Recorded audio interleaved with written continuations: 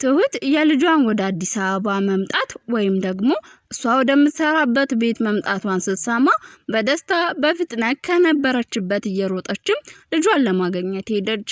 ነገር ግን ለሰው ልጅ ክብር የሚባል ነገር የሌለው ገንዘብን ለማግኘት ሲልም ምንም አይነት ነገርን ከማድረግም ወደ ኋላ የማይለው አቶ ገዙ አግብቷት ልጅም ለወለደችለት አለምነሽ እንዲሁም ደግሞ ለልጁም ናቲም ጭምር ማንንም ቢሆን በጥቅሙ ከገቡበት ከመግደልም ወደ ኋላ የሚል ሰው አይደለም።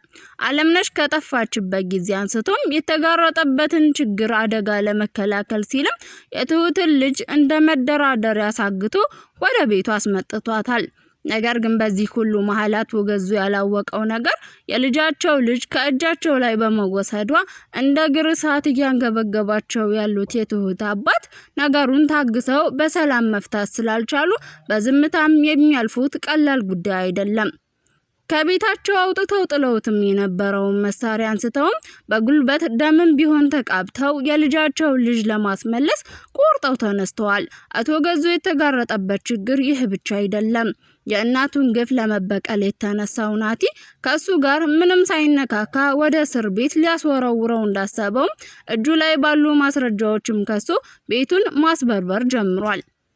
ሰላም ውድና የተከበራችሁ የቻናሌ ቤተሰቦች እንዴት ናችሁልኝ? ሰላማችሁ በያላችሁበት ይብዛልኝ እያልኩኝ ለዚህ ቻናልም አዲስ የሆናችሁ ሰብስክራይብ ያደረጋችሁ ቪዲዮውን እስከ መጨረሻው ድረስ ተከታተሉኝ። እንግዲህ በጉጉት ስንጠብቀው የነበረው ትሁት ድራማ ቀጣይ ፓርት ይዘንላችሁ መጥተናል።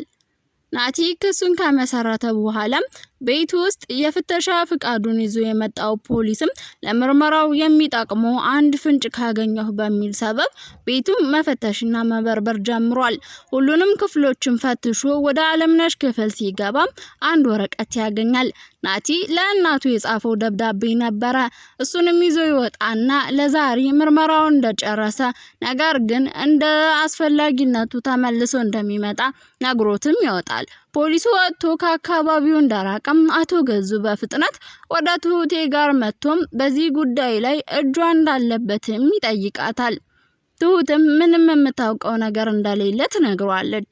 ገዙ ብትጠነቀቅ እንደሚሻላትም ልጇን በሱ እጅ መኖሯን እንዳትረሳ አስፈራርቷትም ጥሏት ይወጣል። ብዙም ሳይቆይ ትሁቴ ስልክ ይደወልላትና ማውራት ትጀምራለች። አባቷ ነበሩ።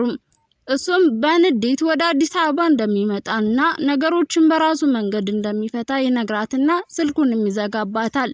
በዚህ ሰዓት አለምነሽ ናቲን አውርተውም በደስታ ስሜት እያለቀሰች ነበረ።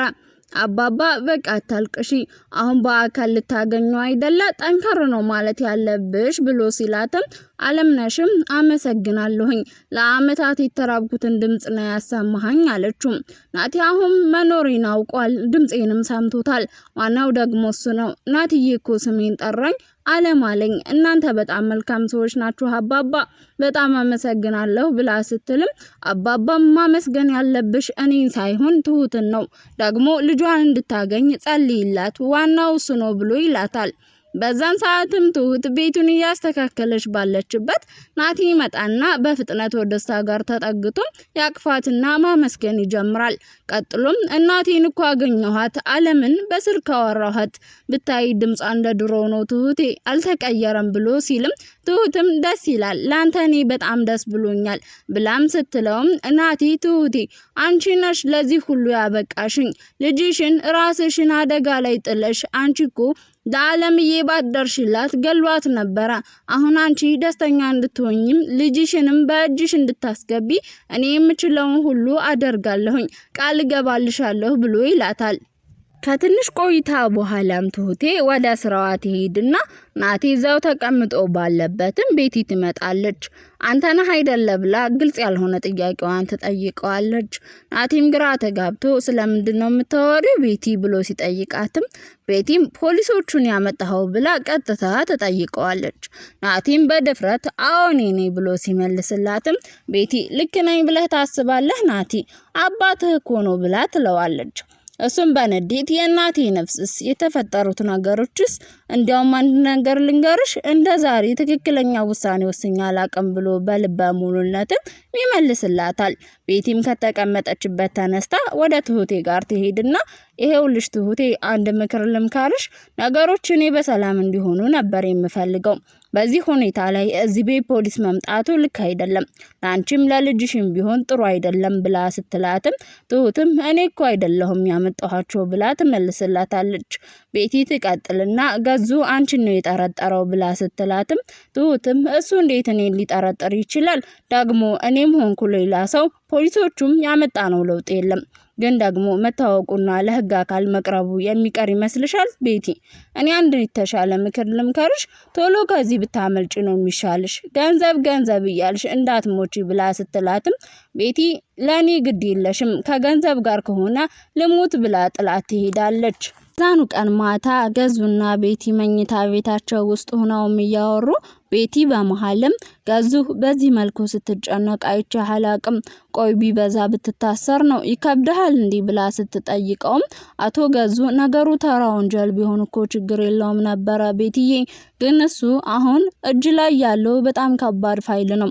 ሳስበው እዚህ ሁኜ የምታገላቸው ትግል በፍጹም አልፈራውም። ነገር ግን እዛ በፍጹም መግባት አልፈልግም ብሎ ጀርባውን የሚሰጣትና ጥሏት መተከዝ ይጀምራል። በነጋታው ጠዋት ላይም በሯ ሲንኳኳ ቤቲ ትከፍታለች። መርማሪ ፖሊሱ ነበረ። ፍቃዷንም ሳይጠይቃት ወደ ውስጥ ይገባል።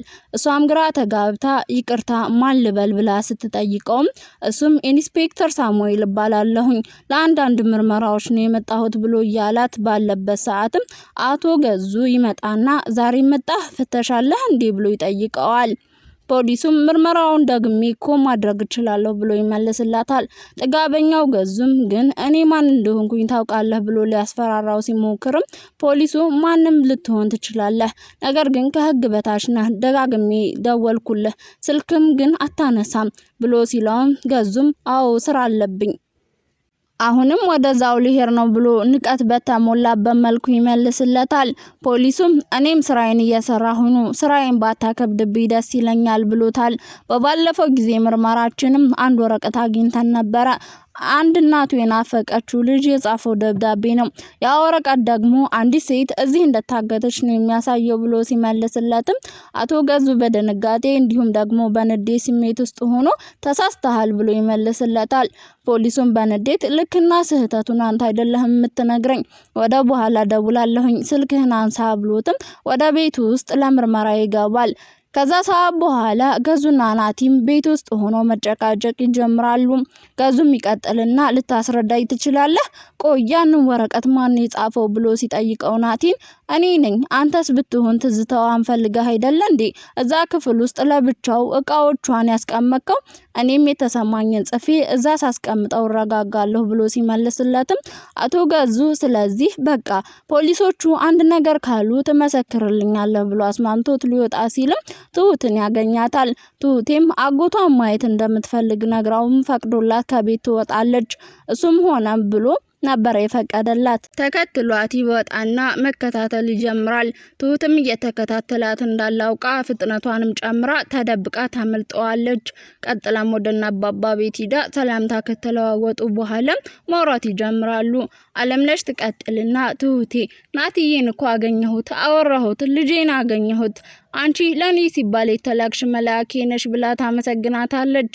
ትሁትም እንኳን ደስ አለሽ አለምዬ፣ ናቲን ስላገኘሽው እኔም በጣም ደስ ብሎኛል ብላ ስትላትም አለምነሽም አንቺም ልጅሽን በቶሎ እንደምታገኛት ተስፋ አደርጋለሁ ብላ ስትላትም ትሁትም ናቲን ስላገኘሽው በጣም ደስ ብሎኛል፣ ነገር ግን እኔም ልጄን ሳገኝ የዛኔ ነው ደስታችን ሙሉ የሚሆነው፣ አሁን ግን ጎደሎ ነው ብላ ትላታለች።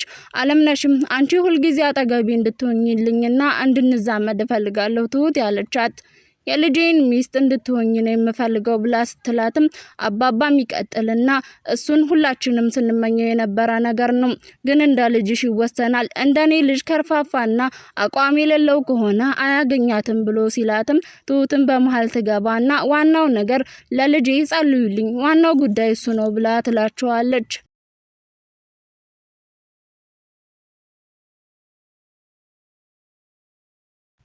ትሁትና አባባ ተነስተው ወደ ኪችን ሄዱና በሁኔታዋ ግራ ተጋብተውም ስለነበረ ሌላ የተፈጠረ ነገር ካለ ይጠይቋታል። ትሁትም አባቷ ደውሎ እንደነበርና ወደዚህም እየመጡ እንደሆነ የተውትንም ደም ማፍሰስ እንደገና ሊጀምሩ እንደሆነ ትነግረዋለች። አባባም በነገረችው ነገር ደንግጦ ኧረ እባክሽ እውነትሽን ነው ብሎ ሲጠይቃትም ትሁትም አዎ ሁሉንም ነገር ትቶ አርፎ ተቀምጦ የነበረውን ሰውዬ እኮ ነካክተው አውሬ ሊያደርጉት ነው። ላረጋጋው ብሞክርም ነገር ግን እንዳወራ ራሱ እድል አልሰጠኝም። አባባ እባክህ ጸሎት አድርግልኝ ብላውም ከቤት ወጣ እየሄደች ባለችበት ነው አቶ ገዙ ደውሎ ልጇን ወደዛ ቤት እያመጣት እንደሆነ የነገራት። በቀጣይ ምን የሚፈጠር ይመስላችኋል? ሐሳብ እንዲሁም ደግሞ አስተያየታችሁን ኮሜንት ላይ ጻፉልኝ። የምንለቃቸው ቪዲዮዎች ለብዙ ሰዎች እንዲዳረሱ ላይክ እንዲሁም ደግሞ ሼር ማድረግ አትርሱ። ቀጣይ ክፍል እንደተለቀቀ በፍጥነት እንዲደርሳችሁ ሰብስክራይብ በማድረግም የደወል ምልክቷን መጫን አትርሱ። በቀጣይ በሌላ ክፍል እስከምንገናኝ ድረስ መልካም ጊዜ